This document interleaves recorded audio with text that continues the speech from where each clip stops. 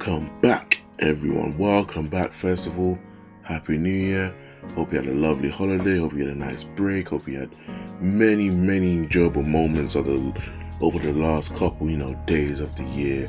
I know for me it was eventful. I'll give you that much. It was eventful.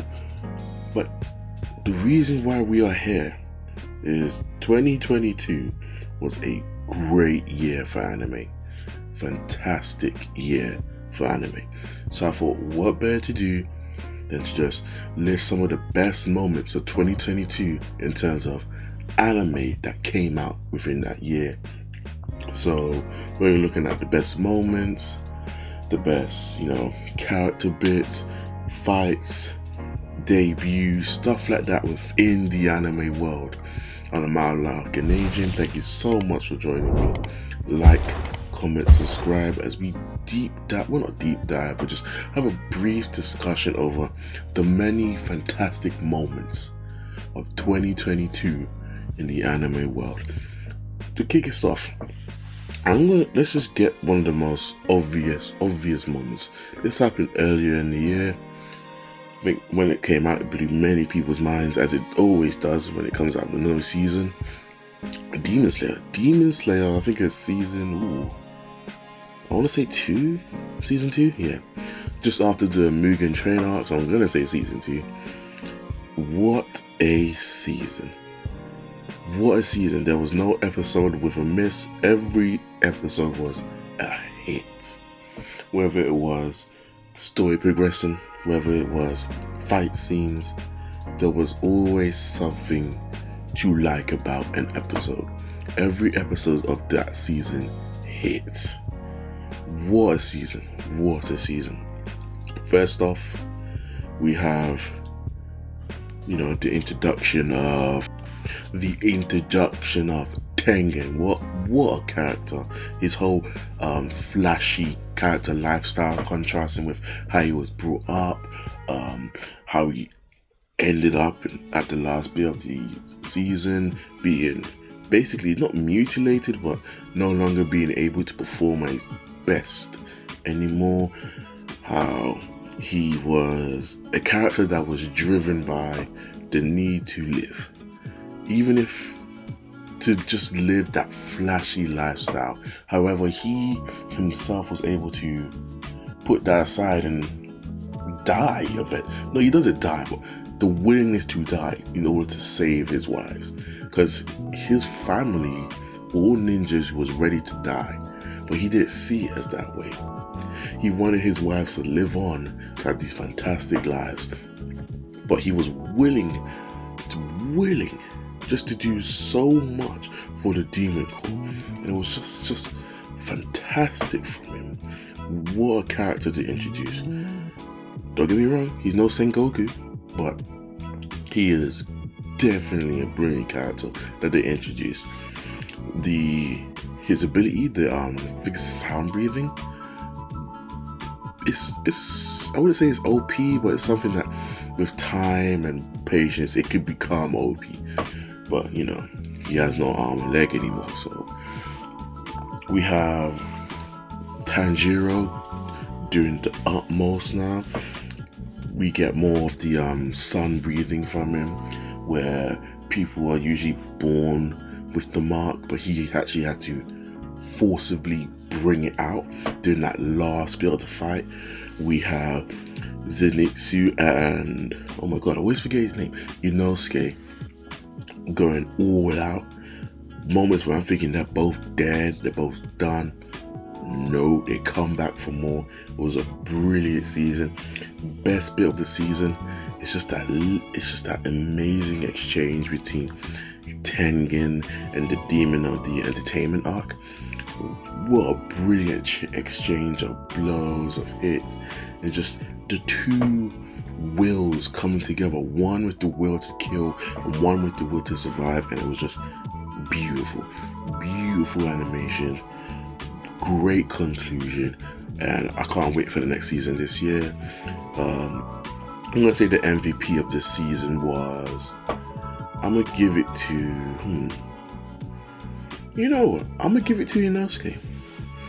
I would say Inosuke is the MVP because he tracked down the demon, He survived the killing blow by reshifting his organs, and he helped defeat the other demon. I'm really bad with names, as you can see. I should have written it down. That's my mistake. But he really put in work this season. Don't get me wrong, because the next season is always there, but this was like in no case achievement. This was the no case season, for being honest. Next anime. This was a surprise hit, honestly. I don't think many people expected it to be good, but it's Cyberpunk Edge Runner.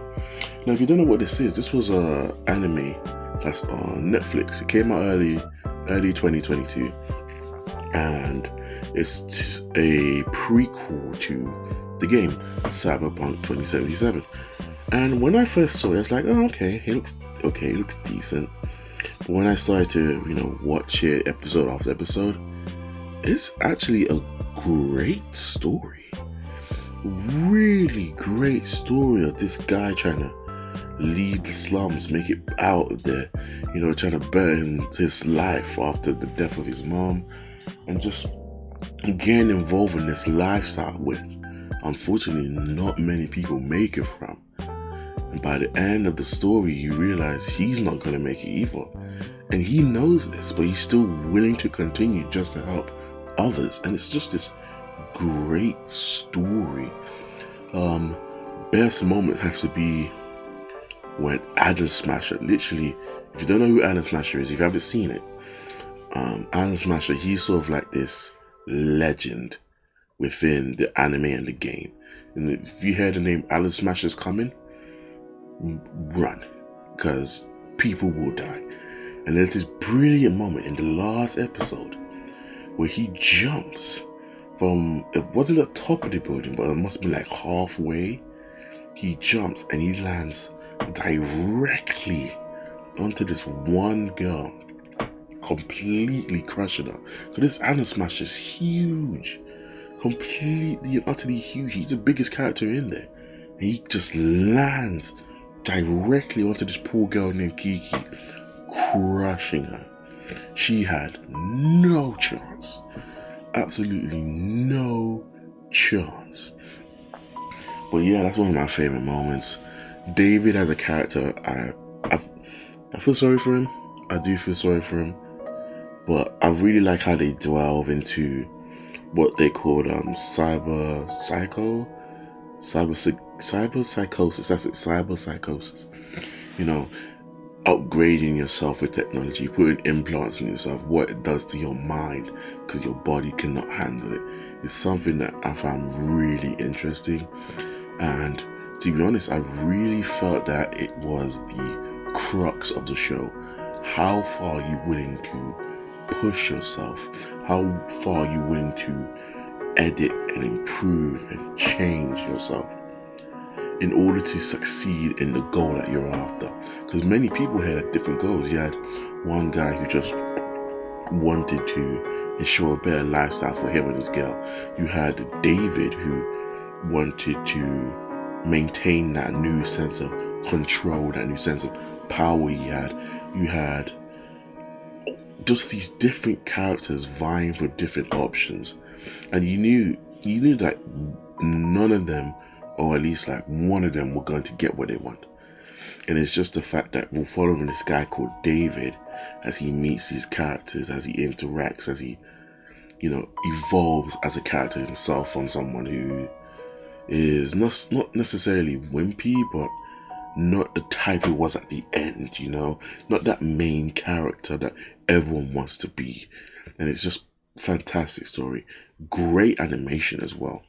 It's very static, but in the way that it's static, it's beautiful. Like attention to detail, effects during, the fight scenes, the shooting scenes. It's very good. Very good. I recommend it highly. MVP of it, I have to say David. David, yeah, he was the MVP of this season. Real good. Really recommend it. You should go watch it. Next anime. This is one of my favorites. Been watching it for ages now. JoJo's Bizarre Adventure Season 5, or Stone Ocean if you want. It released in 2 parts. It was early 2022 and it just wrapped up in November. I have mixed feelings. I'm gonna be honest with you. Mixed feelings. The positives: best stands in the series. Jolene as a protagonist is sick. One of the best side crews in the series, if I'm being honest. And one of the best antagonists in the whole JoJo Bizarre Adventure series. Like, Father Pucci as an antagonist is very good. I thought like he would be a mid-tier antagonist, especially after the ending of the first part. But really and truly, they did well with Father Pucci. Father Pucci is one of those memorable villains. Basically because he achieved his goal by the end of the series. He did. He achieved his goal by the end of the season. Fair enough, he may not live to see it, but he achieved it. And that's something not many villains of JoJo can say that they've done. And so Father Pucci's up there with Dio and Cars for me. He's a very good villain. The ending, I'm still coming to terms with. I have mixed feelings, as I said. I'm not sure why they did it. I'm not sure what the writer's intentions were. Maybe this calls for its own video, like my feelings on the ending. But I'm just gonna wait to see what happens, you know? Okay, now we're getting to the real, all-stars of 2022. Just great animes, great moments. Let's just start off with one that has to be on there. Has to be. Attack on Titan, the final chapter, part 2. Because they know they made a part 3, don't know why, but part 2 was incredible. I can't remember if part 1 came out in 2022. I can't remember fully, but part 2, whoa. Part 2 was just amazing. Absolutely amazing. Could not ask for a better season of anime. Just animation, action, stakes, the character development between, the people of Mali and the Eldians. It was just unbelievable. Every character had their moment to shine. Every character had their own motivations and their own reason for being there at that moment. If you don't know what happened, it's basically all or nothing. The Malians versus the Eldians, all or nothing. And in the end, Eren succeeds. Eren succeeds in his plan, and his plan was to awaken the colossal titans within the walls and to go and kill every other person in the world except for the Eldians. You don't see that. We see the titans begin their march, but he succeeds in the goal of waking them up. And it's just this beautiful scene. The walls crumbling, the titans appearing, marching, destroying buildings left and right. We have, like Mikasa and Armin watching this go down. We have the Malians panicking because they know what's happening. And it's just that beautiful scene. Actually, you know what? We'll come back to that scene. Let's go with Eren's manipulation first. This got the internet talking. If you were an anime watcher and not a manga reader, you were blown away. I was blown away because I don't read the manga. But just to see that moment, just to give like a brief rundown, in the lore of Attack on Titan, it's been established that Eren's dad, I forgot his name, he killed the royal family. Well, most of the members, only leaving the king just the king. And it's established that, he was this bad guy. He's the reason for why this all happened. But then when we get to this season now, and we see what actually occurred, it was Eren. Eren manipulated his father using the Attack Titans' abilities to kill the family. this is what set up the rest of the events for the whole series from season 1 to now. And it's just that thing where Eren saw this coming. He knew what had to happen, and the fact that he manipulated his own dad, because his dad went there, but he chickened out in the last moment. He was ready to like just call it off, have them kill him, but Eren just got in his air and he said, look, you need to get up, we got shit to do, stop messing around and do it. And it's just this beautifully tragic scene of like the father realizing he's talking to him and realizing what he has to do and realizing just what his son is willing to do to save himself and his people. And then we move to the bit where Eren gets full control, where he frees the first Titan, and we get this beautiful harrowing scene of Eren warning all those who are Eldians to like, look, I'm about to wreck everything. Everything I'm doing is to save our people. So get out. I'm warning you. It's about to go down. And then you get that beautiful scene of all the Titans are marching. It's just this beautiful, beautiful moment. Pivotal moment. Really good moment of the year. Really good. And then we get, which is probably like the saddest bit for me personally anyway, in the whole season, is when Armin, Mikasa, Connie, I always forget his name. I think it's off F, I'll probably write it up here. They go and they like, in order to get to Eren, they have to kill members of the core. These are people that they've been with since day one. These are people that they've been hunting with, eating with, training with since day one. And now they have to kill them in order to get to Eren, who's making his march on towards Marley. That for me was a sad scene, depressing scene. Can you imagine, let's take secondary school.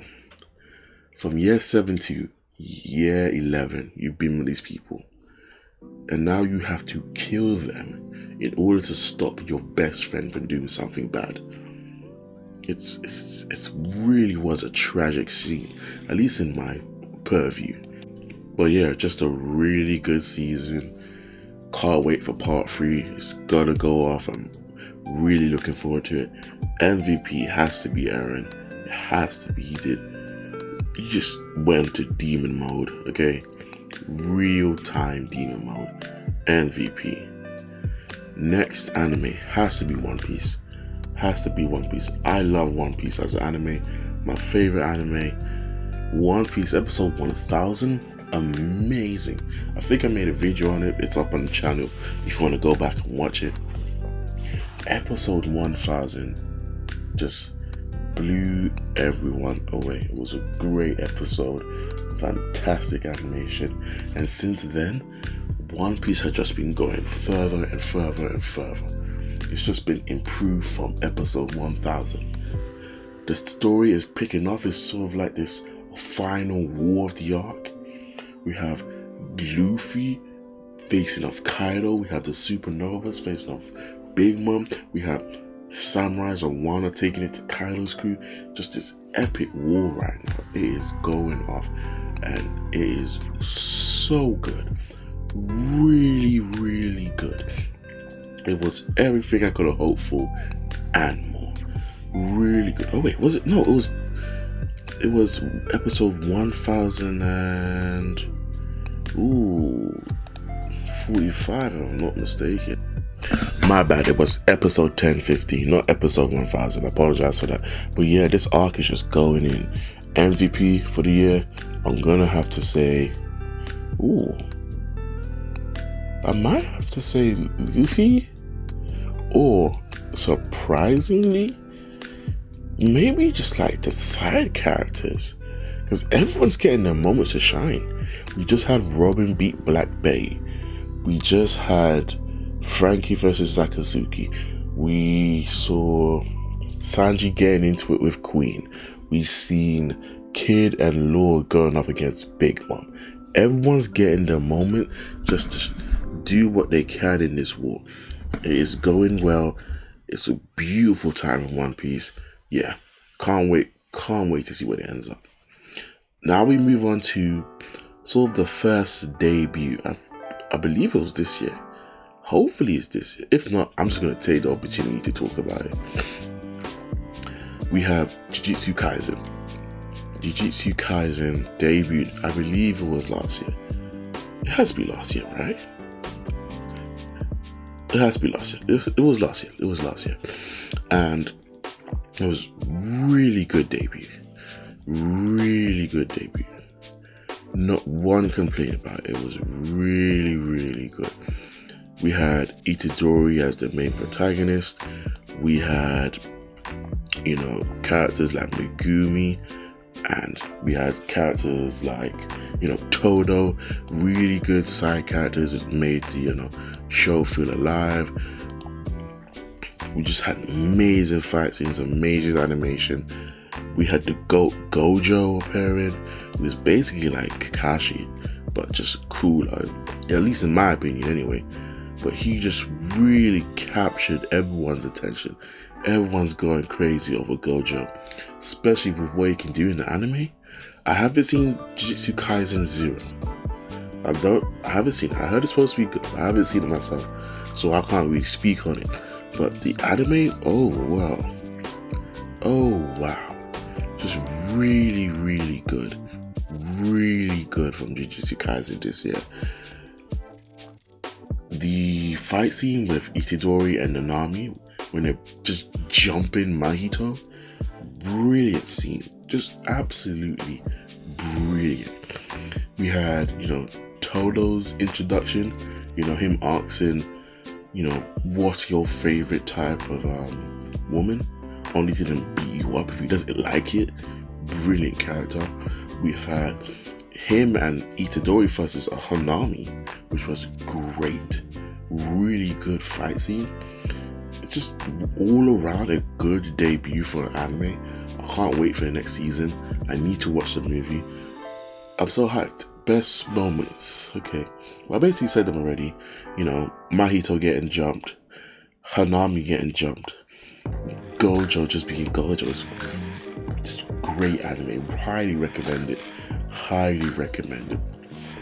Now we move on to My Hero. My Hero just finished off part 1 of this season.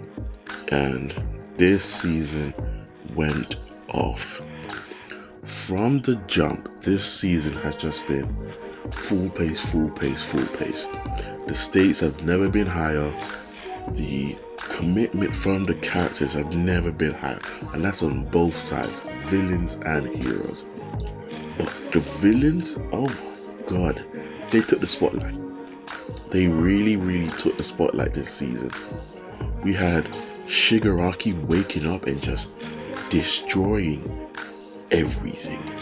When I say everything, I mean everything. Buildings, people, animals, anything in his path was just getting destroyed. He was an absolute unit, and the effort it took just for him to be rendered defeated, as in his body could not withstand any more punishment, was immense. We're talking multiple smashes from Deku. Endeavor basically roasting his body. So much damage was taken by Shigaraki, but he, all for one, took over and managed to let him escape. But before we had that, we had Darby's crowning moment. Something that people's been waiting for since it happened in the manga. Just this lovely episode just dedicated to what Darby went through, what he's been doing ever since he was thought to have died. We've had, him telling the world what Endeavor's been doing, telling the world what Hawk did, showing off his scars, showing off what happened to him. It's just this beautiful, beautiful scene. There's not much more can be asked for in this scene. This overall season, part 1, brilliant. Absolutely brilliant. No complaints. The spotlight they gave the side heroes like Mirio and... Damn, I'm always getting there confused because it starts with M. Mirko, there we go, my wife. We've had the class 1A doing their bit. We've had, Endeavor. We've had, Todoroki, Bakugo, Deku. Everyone's pitching in because they realize how high the stakes are. Bro, what a season. Crowning moments, I'm going to say Darby's reveal, Shigaraki's awakening, and Mirko, because she's my wife. She's my wife, okay? Don't question it, she's my wife. Next up, the return of Bleach. Bleach, the 1,000-year Blood War arc.